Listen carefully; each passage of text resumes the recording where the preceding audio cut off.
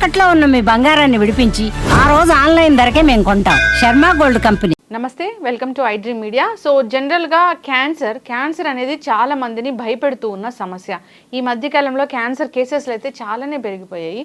అసలు ఏంటి క్యాన్సర్, ఎందుకు వస్తుంది, రావడానికి ప్రధానమైన కారణం ఏంటి, రాకుండా జాగ్రత్తలు ఏమైనా ఉన్నాయా, వస్తే ఎలా తగ్గించుకోవచ్చు, వివరాలు తెలుసుకుందాం. మనతో పాటు ఉన్నారు ప్రముఖ vegetable therapist and sun spiritual society founder Vikramaditya Guruji గారు. గురూజీ నమస్తే అండి. సూర్యోస్మి తల్లి. గురూజీ, క్యాన్సర్ అండి, చాలామంది భయపడిపోతూ ఉన్నారు క్యాన్సర్ వస్తుందేమో అని. అంటే చాలా కేసులు పెరుగుతున్నాయి కాబట్టి ఏంటి క్యాన్సర్, అసలు ఎందుకు వస్తుంది? అంటే ఇప్పుడు మీరు దాన్ని ఎలా చెప్పగలుగుతున్నారు, క్యాన్సర్ ఎలా గుర్తించగలుగుతున్నాం, ఎలా మాట్లాడగలం? అంటే ఇప్పుడు డయాబెటీస్ ఉందమ్మా, షుగర్ వ్యాధి, దాన్ని మనం ఏదో టెస్ట్ చేస్తే దానికి ఏదో రీడింగ్స్ చెప్పబడింది. షుగర్లో రకాలు, 2 రకాల గురించి మాట్లాడతారు కదా, అంతేనా? అంతే. ఇది షుగరు టైప్ 1 టైప్ 2.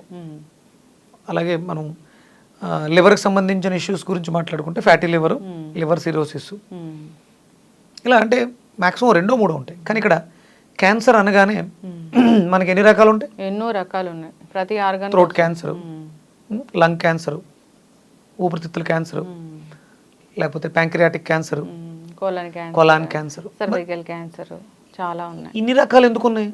పదం ఒకటే, క్యాన్సర్ అనే పదం ఒకటే. ఆర్గానిక్ కూడా అవకాశం. షుగర్ అనేది ప్యాంక్రియాస్కి సంబంధించినటువంటి వ్యాధి. లేకపోతే లివర్కి సంబంధించి మనం మాట్లాడుకుంటే LDL HDL గురించి మాట్లాడతాం, అది లివర్కి సంబంధించి. కానీ క్యాన్సర్ అనగానే ఇన్ని రకాలు ఎందుకు వస్తున్నాయంటే, అంటే ప్రతి మనిషి శరీరంలో కూడా, ఇప్పుడు మీ దగ్గర కూడా క్యాన్సర్ ఉంది, నా దగ్గర కూడా క్యాన్సర్ ఉంది. ఈ క్యాన్సర్ అనేది అందరి దాంట్లోనూ కూడా ఆ సెల్స్ ఉంటాయి. మన జీవన విధానంలో మనం మితిమీరి ఏదైనా చేస్తూ ఉంటే అది అక్కడ వృద్ధి చెందడానికి అవకాశం ఎక్కువ. స్మోక్ చేస్తే లంగ్ క్యాన్సర్ వచ్చే అవకాశం ఎక్కువగా ఉంటుంది. స్మోక్ చేయకపోయినా సరే లంగ్ క్యాన్సర్ వస్తుంది. దానికి ఏం చెప్పాలి? ఆల్కహాలిక్ అయితే లివర్ క్యాన్సర్ వస్తుంది, లివర్ పాడైపోతుంది. ఎలాంటి ఆల్కహాల్ అలవాటు లేని వాళ్ళకు కూడా లివర్ పాడైపోతుంది, క్యాన్సర్ వస్తుంది, లివర్ క్యాన్సర్ వస్తుంది.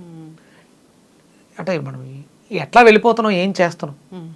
మరి విపరీతంగా మనకి ఫెసిలిటీస్ పెరిగినాయి, మనకి కావాల్సిన అన్ని సౌకర్యాలు అందుబాటులో ఉన్నాయి, అయినా సరే రోగాలు అదుపులో లేవు. మనం కొంచెం వెనక్కి వెళితే ఇన్ని రకాల రోగాలు లేవు, ఇన్ని రకాల మందులు లేవు, ఇన్ని రకాల ఫెసిలిటీస్ లేవు. ఉన్నదానితో సరిపెట్టుకుని హ్యాపీగా బతికేసేటవాళ్ళు. ఇప్పుడు ఈ రోజుల్లో మనం పూర్వం ఇంటి దగ్గర బయలుదేరితే, ఏదైనా ఒక టీ కాఫీ తీసుకుని బయలుదేరితే, ఎవరింటికైనా వెళితే, చుట్టాలింటికి వెళితే, అక్కడికి వెళ్ళిన తర్వాత వాళ్ళు టీ కాఫీ. ఇప్పుడు ఇక్కడ బయలుదేరి, ఇంటి దగ్గర బయలుదేరి వేరే వాళ్ళ ఇంటికి వెళ్ళటానికి మధ్యలో ఒక 2 సార్లు ఆగొచ్చు, 2 టీ కాఫీలు తాగొచ్చు కదా. అంటే ఇప్పుడు నేను క్యాన్సర్ రావడానికి రీజన్స్ గురించి మాట్లాడుకుంటున్నాను. టీ తాగడం ఎక్కువైంది, అది ఒక అలవాటుగా అయిపోయింది. ఇక్కడ ప్రధానంగా టీ మంచిది కదా గురూజీ? అయితే టీ మంచిది కాదు అన్నప్పుడు మరి ఇంట్లో తాగాం, వేరే వాళ్ళ చుట్టాలింటికి వెళ్తే వాళ్ళ ఇంట్లో కూడా టీ ఇచ్చారు, లిమిటెడ్గా తాగాలి. అంటే ఇక్కడ నేను చాలా అబ్జర్వేషన్స్ గురించి నేను అబ్జర్వ్ చేశాను, మాట్లాడుతాను కూడా. అంటే అక్కడ టీ బంక్లో తాగేటువంటి ప్లాస్టిక్ కప్పుల దగ్గర నుంచి వాడికి ఏ అలవాటు లేదు, టీ ఒకటే తాగుతాడు. కొంతమంది టీ, బిస్కెట్, సిగరెట్, వాడు బాగానే ఉంటాడు, ఏ అలవాటు లేదు. ఆయన పాపం పంతులు గారు రీసెంట్గా జరిగినవి, ఆయనకి ఏ అలవాటు లేదు పాపం. అతనికి ఉన్న అలవాటు టీ తాగడం ఒకటి. ప్లాస్టిక్ కవర్లలో బ్యాచిలర్గా ఉన్నప్పుడు సాంబార్లు ఇలాంటివి ప్యాక్ చేయడం, అవి పట్టుకుని వెళ్ళటం, అవే. అతను చాలా ఆరోగ్యకరంగా ఉండేవాడు, సడన్గా ప్రాబ్లం వచ్చింది. దాన్ని రీసెర్చ్ చేస్తే అతనికి తెలిసింది ఏంటంటే, ఆ ప్లాస్టిక్ పార్టికల్స్ అతని క్యాన్సర్కి ప్రధానమైనటువంటి కారణం. ప్లాస్టిక్ పెద్ద మహమ్మారి. ఎందుకంటే టీ కప్లో వాడేటువంటి ఆ ప్లాస్టిక్ ఏదైతే ఉందో అది చాలా ప్రమాదం. నేను చాలామంది టీ షాప్లో తిడుతూ ఉంటాను, కప్పుల్లో ఇవ్వకుండా అయ్యా, గ్లాసులో ఇవ్వండి. గ్లాసుల్లో ఇస్తే ఎంగిలి అని చాలామంది గొడవ పెడతారు. ఏంటి ఎంగిలి? వాడు ఎలాగో నీళ్ళలో వేస్తాడు, ఎంతో కొంత క్లీన్ చేస్తాడు. అంటరానితనం అయితే మనకు లేదుగా, అవతల వాడు క్యాస్ట్తో మనకు ఫీలింగ్ లేదుగా. ప్రాణం తీసుకోవడం కన్నా మీరు హైజీనిక్గా అద్భుతంగా వెళ్ళి ఆ ప్లాస్టిక్ కప్లో టీ తాగి ఆరోగ్యాన్ని పాడు చేసుకోవడం కన్నా ఇక్కడ వచ్చిన నష్టం ఏమీ లేదు కదా. అంటే వాడు శుభ్రం చేస్తాడు. నేను దాన్ని ప్రమోట్ చేయట్లా. అంటే ఇంగిల్ గ్లాసుల్లోనే టీలు తాగండి అని అనట్లేదు. గ్లాసులో, గాజు గ్లాసులో మనకి ఈ ప్రమాదం ఉండదు. వాడు ఎలాగో పక్కన ఒక బేసిన్ పెట్టి వేడి నీళ్ళు మరుగుతూ ఉంటే దాంట్లో వేస్తూ ఉంటాడు. అవును. పూర్వం అంతా కప్పులే ఉండేవి. కొన్ని ఏరియాల్లో అయితే మనకి ఇప్పుడు వారణాసి లాంటి పట్టణాలు నార్త్ వెళ్ళామనుకోండి, మట్టి కప్పులు దొరుకుతాయి. మట్టి కప్పుల్లోనే టీ ఇస్తారు, గొడవ లేదు. ఇక్కడ మనం ఎప్పుడైతే హైజీన్గా ఆలోచించి ప్లాస్టిక్ కప్పులు, ప్లాస్టిక్ గ్లాసుల్లో ఆహార పదార్థాలు తీసుకుంటూ ఈ కవర్, ఈవెన్ పేపర్ కూడా మంచిది కదండి, పేపర్ కప్ కూడా మంచిది కదండి. మీరు శుభ్రంగా చూడండి, ఏదైనా హోటల్కి వెళ్ళినప్పుడు పూర్వం పార్సిల్ చేయాలంటే ఒక ఇస్తరాకో అరిటాకో వేసి పొట్లం కట్టేవారు. ఇప్పుడు ఒక ప్లాస్టిక్ పాలు తినేస్తున్నాడు, వేడివేడిగా వాయి తీస్తాడు, పూరిని తీసి ఇలా అనేది దాన్ని తీసుకొచ్చి డైరెక్ట్ వేస్తాడు. ఆ వేడికి ఇది కవరు ఏమవుతుంది, ఇవన్నీ లోపలికి వెళ్ళిపోతాయి. అవును, ప్లాస్టిక్ తింటాం మనం, ప్లాస్టిక్ తింటున్నాం. అలాగే దోశ, ఇవన్నీ మనం మళ్ళీ మనం ఆలోచించుకోగల అంటే ఇవన్నీ చూసుకోవడం కుదరట్లేదు, మన వల్ల అవ్వట్లేదు. తినకుండా ఉండడమే చాలా ఉత్తమం బయట మ్యాక్సిమం. లేదా వాళ్ళకి చేతులు జోడించి వేడుకోండి, ఇస్తరాకులు పెట్టండి. మనకి ఇస్తరాకుల్లో అడ్డాకులను వస్తాయి, అడ్డసరం ఆకులు. అవి ఒక రకంగా చెప్పాలంటే ఔషధ మూలికలే. దాని ద్వారా అందులో ఒక ఔషధం కూడా ఏర్పడుతుంది. అంటే అరిటాకులు దొరకవు అంత ఎక్కువగా, అడ్డాకులన్నా దొరుకుతాయి. పూర్వం ఇవే ఉండేవి. ఇప్పుడు మనం స్టైల్కి వెళ్ళి చట్నీలు ఇవన్నీ అంటుకుంటాయని చెప్పేసి ఇలా చేస్తాం. నిజమే గురూజీ, మీరు అన్నది 100% నిజం. ఎప్పుడైతే మనం ఈ ప్లాస్టిక్ వాడకం మొదలు పెట్టామో అప్పుడే క్యాన్సర్లు మొదలయ్యాయి. ఒకప్పుడు మీరు అన్నట్లుగా ప్లాస్టిక్ వాడకం లేదు, క్యాన్సర్లు లేవు, ఏమి లేవు. అంటే మనం ఎప్పుడైతే హైజీన్గా తయారయ్యామో మనలో వ్యాధి నిరోధక శక్తి తగ్గిపోయింది. అందుకని మన శరీరంలో ఉన్నటువంటి క్యాన్సర్ సెల్స్ విజృంభిస్తున్నాయి. ప్రత్యేకంగా ఇప్పుడున్నటువంటి యువతలో యంగ్ ఏజ్లో క్యాన్సర్స్ రావడానికి ప్రధానమైన కారణం మీట్, మాంసాహారం, విపరీతమైనటువంటి మాంసాహారం. ముక్క లేకపోతే ముద్ద దిగదు అనేది చాలా ప్యాషన్గా గొప్పగా స్టైల్గా చెప్తున్నాయి. నాకు ముక్క లేకపోతే ముద్ద దిగదు. నేను చిన్న పిల్లలకు కూడా ఆ పదాలు నేర్పించి వాళ్ళ భవిష్యత్తును కూడా నాశనం చేస్తున్నారు. ఎగ్స్, గుడ్డులు, చిన్నప్పటి నుంచే గుడ్లు పెట్టేసి మాంసం పెట్టేసి బిర్యానీలు, అర్ధరాత్రి బిర్యానీలు, మండీలు స్పెషల్, ఒకే పాత్రలో 3-4 కూర్చుని. అది నేను ఒకసారి డిస్కస్ చేయాలనుకుంటున్నాను గురూజీ, ఆ మండి అది ఎంతవరకు మంచిది అనేది. ఖచ్చితంగా దాని గురించి ఎక్స్క్లూజివ్గా తీసుకుంటాను. ఇదమ్మా, అంటే మనం తినేటువంటి బిర్యానీలు ప్రధానమైనటువంటి కారణం అంటే నా రీసెర్చ్లో తేలింది ఏంటంటే మనం చాలా పొరపాట్లు చేస్తున్నాం. అందులో ప్రధానమైనటువంటి పొరపాటు ఆంధ్రప్రదేశ్లో, తెలంగాణలో మనం విపరీతమైనటువంటి పచ్చిమిర్చి వాడకం విపరీతంగా పెరగడం వల్ల క్యాన్సర్స్ ఇబ్బంది పెడతాయి. అంటే మనలో ఎసిడిక్ నేచర్ పెరిగిపోతుంది. మరి దాని మీద తప్పుడు ప్రచారం ఉంది, పచ్చిమిర్చి తింటే కాల్షియం బాగా పెరుగుతుంది.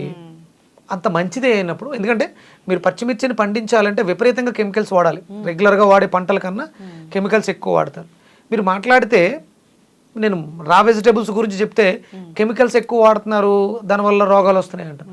మరి పచ్చిమిర్చిని విపరీతంగా వాడేస్తారు. అంటే వెజిటబుల్స్ కి మరీ అంతగా పెస్టిసైడ్స్ అయితే ఇప్పుడు కొట్టట్లేదు గురూజీ, చాలా వరకు సేంద్రియ తగ్గిపోయింది. అవేర్నెస్ వచ్చింది. చాలా మంది భూమిలో కూడా అంతగా ఇది ఏదైతే బాగా రావడానికి వేస్తారో ఎరువులు వేయట్లేదు, తగ్గించారు.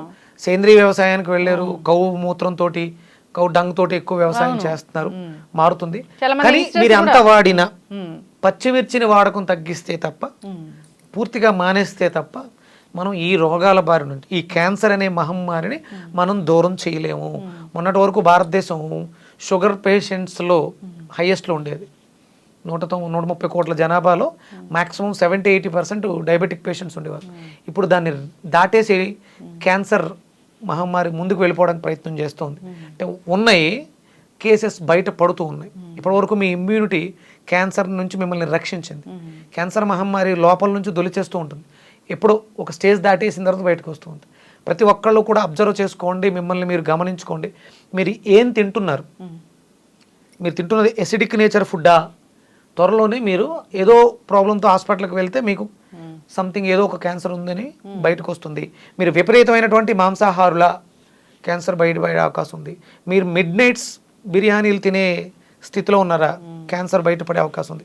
రీసెంట్గా ఎక్కడో చదివానమ్మా, తెల్లవారుజామున 3 గంటలకు కూడా బిర్యానీ రెడీ అంట. ఇంత దారుణంగా, అంటే కేవలం ఆ తిని చచ్చిపోదామని చెప్పినట్టే ఉంది. దాని గురించి అంటే ఇలాంటి టైమింగ్స్లో తినడం అనేది ఈ మధ్య కొత్త ట్రెండ్ అయింది. మిడ్ నైట్ బిర్యానీ, పొద్దున బిర్యానీ ఇలాంటి ట్రెండ్. తెల్లవారుజామున బిర్యానీ అంటే తినకపోతే చచ్చిపోతాం, తినడం కోసమే పుట్టాం అన్నట్టుంది పరిస్థితి. సూర్యాస్తమయాలని మనం పాటించగలిగితే ఆరోగ్యంగా ఉంటామా? సూర్యోదయం తర్వాత తినాలి, సూర్యాస్తమయం లోపు తినాలి. ఈ రెండింటి మధ్య తిన్నవాడు ఆరోగ్యంగా ఉంటాడు. సూర్యోదయానికి పూర్వం తిన్నా, సూర్యాస్తమయం తర్వాత తిన్నా రోగాల బారిన పడడం ఖాయం. ఎవరైతే నాకు చాలా బాధ అనిపిస్తుంది, ఆదివారం మద్యం మాంసం మైదనం చేయకూడదు శాస్త్రం చెప్పింది. ఆదివారం స్పెషల్, సండే స్పెషల్. ఈరోజు మా ఇంట్లో రొయ్యల కూర, బొమ్మిడాయల పులుసు ఇవి పెడుతూ ఉంటారు. మీరు మనం ఏదైతే ఇస్తామో అది పదింతలు పొందుతాం. అవతల వాడి అనారోగ్యానికి కారణం అవుతున్నటువంటి మనం అనారోగ్యాన్ని పొందుతాం. అందుకని ఇలాంటివి చేయకూడదు. ఎక్కడో ఒక ఏరియాలో తెల్లవారుజామున 3 గంటలకు బిర్యానీ దొరుకుద్ది. ఏంటి గొప్ప? అది శాస్త్ర విరుద్ధం. నీ బాడీలో ఒక సిస్టమ్ ఉంది, అది శుభ్రంగా ప్రశాంతంగా మంచి నిద్రపోయే సమయమా? ఆ టైం లేచి వెళ్ళిపోయి పడుదాం వేసుకుని తినేస్తావా?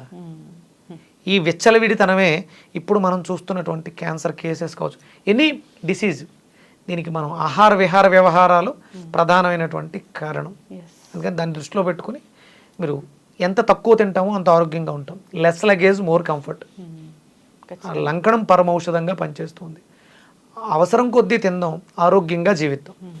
ఖచ్చితంగా గురూజీ.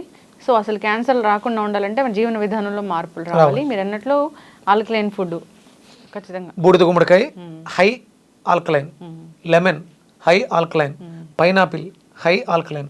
అంటే ఇవి తీసుకున్నప్పుడు చాలామంది అంటే భోజనం చేసిన తర్వాత ఫ్రూట్ సలాడ్లో పైనాపిల్ తిన్నారు అనుకోండి, అది చాలా పెద్ద ప్రాబ్లం అవుతుంది. మీరు పైనాపిల్గా తీసుకోవాలి. దానికి ముందు ఒక 20 నిమిషాలు, తిన్న తర్వాత ఒక 20 నిమిషాలు ఏ ఫుడ్ కుకింగ్ ఫుడ్ ఏది తీసుకోకూడదు. రాగా తీసుకుంటే అద్భుతంగా పనిచేస్తుంది పైనాపిల్ క్యాన్సర్ నుంచి రక్షించుకోవడానికి.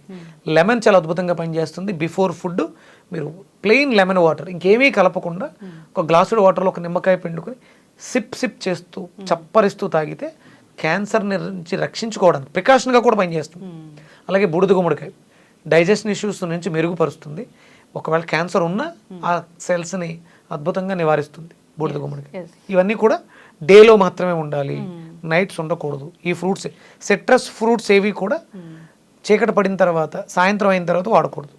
ఖచ్చితంగా గురువుగారు చాలా చక్కగా చెప్పారండి. నిజంగానే కొన్ని రకాల ఆహార పదార్థాలు కొన్ని రకాల పదార్థాలతో కలిపి అసలు తీసుకోకూడదు, విషంగా మారుతాయి. సో అవగాహన ఉండాలి. కుక్ చేసిన ఫుడ్, రా ఫుడ్, నార్మల్ ఫ్రూట్స్ ఇలా అనేది మనం ఒక విభాగాలుగా ఉండాలి. మనం తీసుకునేటప్పుడు మనకు ఒక ఐడియా కూడా ఉంటుంది. జనరల్గా కూడా అన్నం తిన్న తర్వాత ఫ్రూట్ తినడం ఏంటి ఇలాంటిది డౌట్ వస్తూ ఉంటుంది, కానీ అది ఒక నానుడైపోయింది. మనకి పూర్వం భోజనం చేసిన తర్వాత అంటే భోజన అంతే వాటర్ తీసుకుంటే విషం అంటారు. భోజనం చేసిన వెంటనే మంచినీరు తాగితే విషంతో సమానం. అప్పుడు ఒక అవకాశం ఉంది, పల్చటి మజ్జిగ తీసుకుంటే అది ఔషధంలా పనిచేస్తుంది. చాలామందికి భోజనం చేసిన తర్వాత కొన్ని ఊర్లలో వేడిగా సూప్ తాగుతారు. ఇప్పుడు అది ఫ్యాషన్ అయ్యి భోజనానికి ముందు సూప్ కూడా తాగుతున్నారు. మంచిదే, దానివల్ల నష్టం ఏం లేదు. అంటే వేడిగా ఉండేవి మాత్రమే తీసుకోవాలి భోజనం చేసిన తర్వాత. మీరు ఏదైనా ఫంక్షన్కి వెళ్ళారు అనుకోండి, మంచి ఫుడ్ పెడతారు, చివరిలో ఫ్రూట్ సలాడ్ పెడతారు, ఐస్ క్రీమ్ పెడతారు. అది చాలా ప్రమాదం, అలా చేయకూడదమ్మా. విరుద్ధ స్వభావాలు ఉన్నటువంటి ఆహారాలని కలిపి తినకూడదు. ఖచ్చితంగా గురించి చాలా చక్కగా చెప్పారండి. క్యాన్సర్ రాకుండా ఉండాలంటే జీవన విధానంలో మార్పు రావాలి, తీసుకునే ఆహారం మీద మనకు అవగాహన ఉండాలి. సో అంతేకాదు టైమింగ్స్ కూడా చాలా ఇంపార్టెంట్, మెయింటైన్ చేయాలి. ఆల్కలైన్ ఫుడ్ ఎక్కువగా తీసుకోవాలని కోరుకున్నాం. చాలా చక్కటి ఇన్ఫర్మేషన్ అండి, ధన్యవాదాలు. సూర్యస్మితలే.